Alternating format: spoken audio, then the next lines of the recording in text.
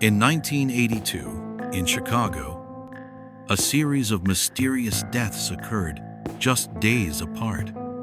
The victims were all healthy, with no pre-existing conditions, but after taking a single capsule of Tylenol, the most popular over-the-counter painkiller in America, they collapsed and died almost instantly.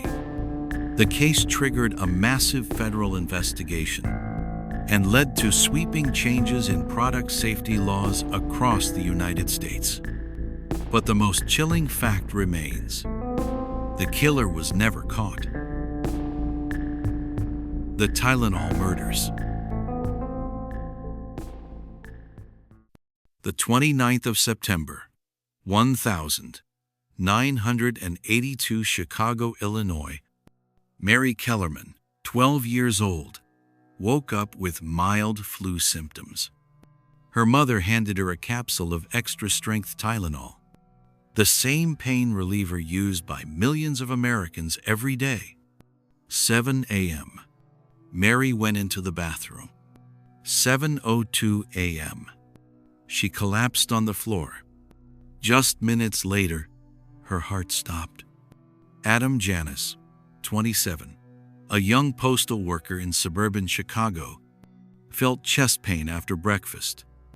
He took a Tylenol capsule from a new bottle he had just bought at the local pharmacy. 15 minutes later, he collapsed in the living room chair. Paramedics arrived, but it was too late. Adam was pronounced dead at the hospital, cause unknown. The family was in shock. When they returned home, Adam's brother and sister-in-law, grieving and stressed, also took Tylenol from the same bottle. Within hours, both were dead. At first, doctors suspected gas poisoning. But when 7 people died within 2 days, all after taking extra-strength Tylenol, investigators realized this wasn't an accident. This was mass murder by poison. Lab results revealed the truth. Each capsule was laced with a massive dose of cyanide, enough to kill the victim within minutes. No smell, no taste, no unusual markings. The victims never had a chance to realize something was wrong. Police and the FBI were called in. Every pharmacy and supermarket across Chicago was inspected. A nationwide recall was issued. On television, radio, and in the newspapers, a chilling message spread. If you have extra-strength Tylenol in your home, stop using it immediately. Someone, identity unknown, had carefully opened Tylenol bottles at multiple stores, inserted cyanide capsules, resealed the packages, and returned them to the shelves as if nothing had happened. No security cameras, no fingerprints, no clear motive. Only one terrifying fact remained.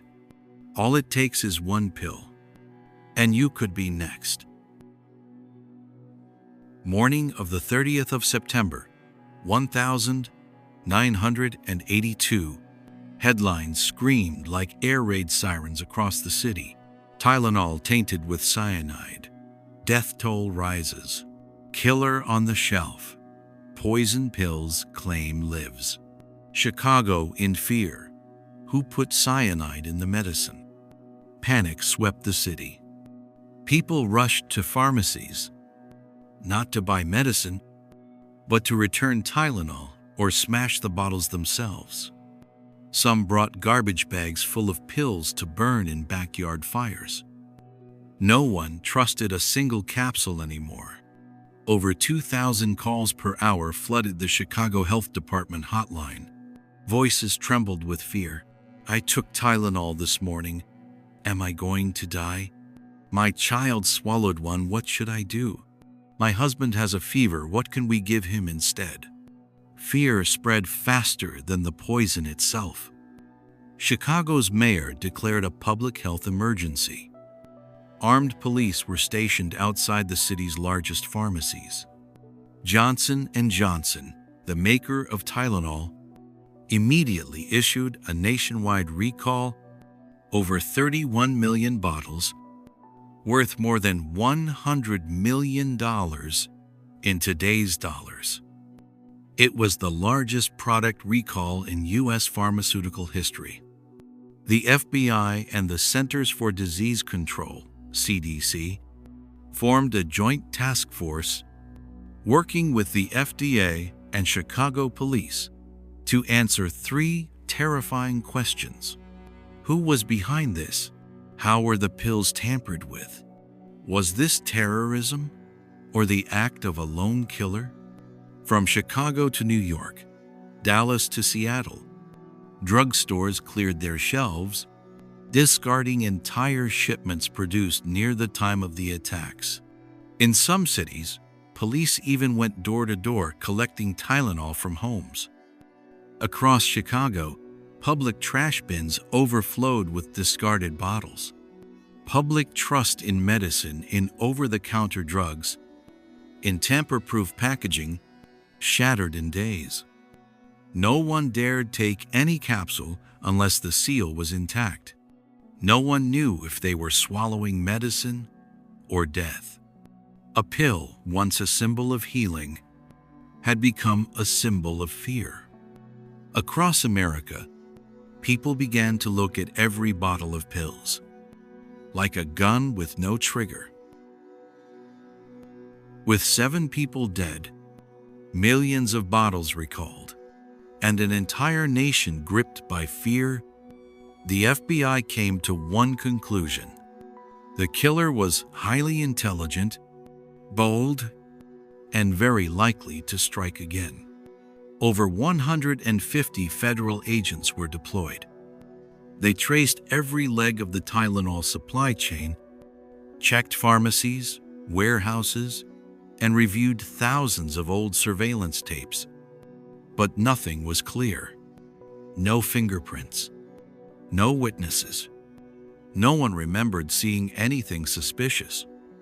The 6th of October, Johnson & Johnson received an anonymous, typewritten letter. "You can stop the killings. Give me $1 million in cash, and I will stop. If not, I will continue." Signed, James W. Lewis. The letter included technical details about the cyanide used, so precise that the FBI believed the writer was either the killer or closely connected. The return address was traced. Police quickly arrested the man, James William Lewis, 36, living in New York. His record? An unemployed accountant, previously charged with fraud. When questioned, Lewis admitted to sending the extortion letter, but denied any involvement in the murders. "I only wanted to scare them to make money," he said. "It was just a bluff based on news reports." But here's what police found. Lewis had not been in Chicago during the first poisonings. No DNA linked him to the bottles. No physical evidence showed he had ever handled the tainted pills. His wife confirmed they were living on the East Coast at the time. Though convicted of extortion and sentenced to 20 years in prison, Lewis was never charged with murder. In the chaos, dozens of suspects were investigated. A mysterious man seen staring at Tylenol boxes in a store, then walking away. A disgruntled former employee of Johnson & Johnson, an extremist group that had once threatened to make America pay. But no charges ever stuck. More than 30 years passed. No one was ever charged with murder. No weapon was ever found. No clear motive emerged. Only 7 victims and a fear that never truly faded. James W. Lewis was released in 1995. He lived quietly, sometimes writing to the press to explain his actions. But he was never arrested again. And to this day, no one is sure whether he was truly the killer. In 1982, Tylenol controlled over 35% of the U.S. over-the-counter painkiller market. It was owned by Johnson & Johnson, one of the world's largest pharmaceutical giants. But after the wave of deaths, public trust collapsed in days. Tylenol sales plummeted from $100 million per year to just $7 million. The company's stock dropped by 60%. Across America, Tylenol was now called legal poison. Johnson & Johnson faced two choices. 1. Deny responsibility, shift the blame.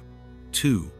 Accept accountability, overhaul the product, change the industry forever.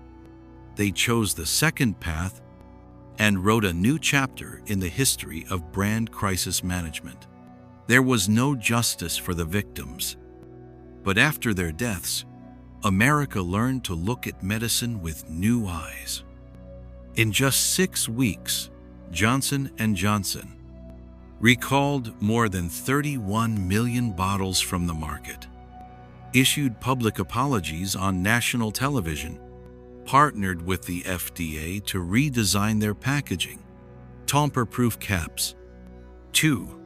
Aluminum foil, inner seals, evident neck bands, invisible warnings if the product had been altered.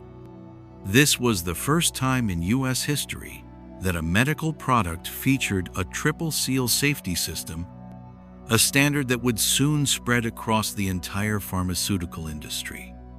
Before the Tylenol murders, there were no federal laws requiring tamper-proof packaging for medicine. After the case, the U.S. Congress passed the Federal Anti-Tampering Act of 1983.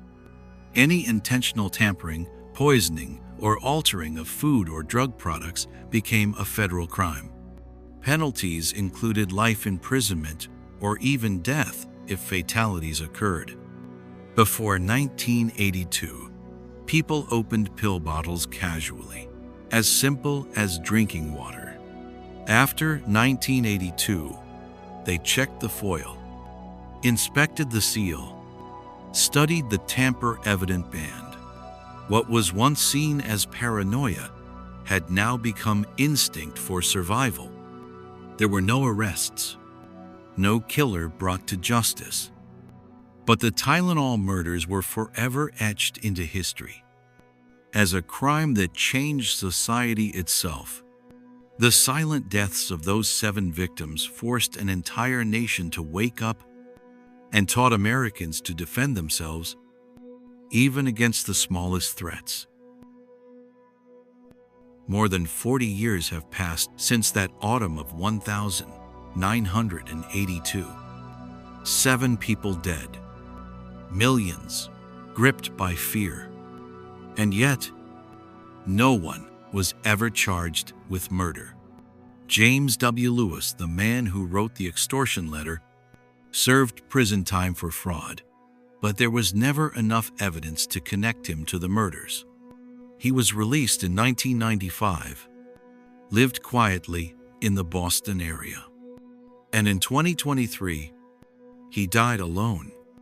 To this day, no one knows. Was he truly the killer? Or is the real murderer still walking free 4 decades later? After the Tylenol murders, America lost something deeper than trust in a bottle. It lost the belief in guaranteed safety. No longer was a pill automatic medicine. People began to inspect every tablet, every seal, every click of a bottle cap. Not out of paranoia, but because they had learned how to survive. Since 1982, copycat crime spread across the country. 1,986. A woman in Washington state killed by cyanide, laced Excedrin. 1,991. 2 Sudafed bottles poisoned, again in Washington. 1,993. a fentanyl-laced counterfeit pill scandal in California. Each one targeted the open distribution system of U.S. pharmaceuticals, where one moment of weakness could turn medicine into a weapon. If the real killer is dead, why do we still not know his name? And if he is alive, is he still watching from the other side of the pharmacy counter? The Tylenol murders remain a chilling reminder. Evil doesn't need a knife. It doesn't need a gun. Sometimes it hides in the very things you trust the most. 7 lives lost. Among them, a 12-year-old girl, a young bride-to-be, a father returning home from work. No one received a warning. No one was given a chance. They simply took a pill and died within minutes. Every year, on the 29th of September, survivors, families, and former investigators still gather. Not to make an arrest, not to close the case, but to remind each other. Some cases never end. Some wounds never heal. He was never caught, never convicted, never apologized. He could be out there, buying medicine, watching you from across the aisle, smiling as if he had never done a thing.